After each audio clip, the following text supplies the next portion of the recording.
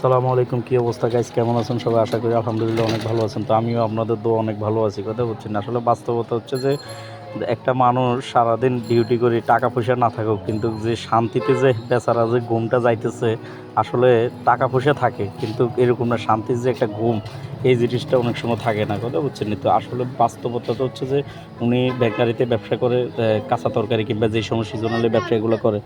তো সিজনালি ব্যবসা করে তো আসলে টাকা পয়সা থাকে কিন্তু এরকম না, শান্তির যে একটা ঘুম এই ঘুমটা কিন্তু সবাই যাইতে পারে না। বেচারা সকাল হইতে ক্লান্ত অবস্থায় আসিয়ে মাত্র ব্যাঙ্গারির উপরে মাল বিক্রি করার পরে যে ঘুমটা দিল, মানে অন্যরকম। কথা বুঝছেন? কিন্তু আসলে 10 তলা বাড়ি থাকে, তো টাকা পয়সা থাকে, টেনশন থাকে, আর ওনার হারানোর কোনো ভয় নেই। মানে যা রুজি করছে ব্যাস আলহামদুলিল্লাহ হয়ে গেছে।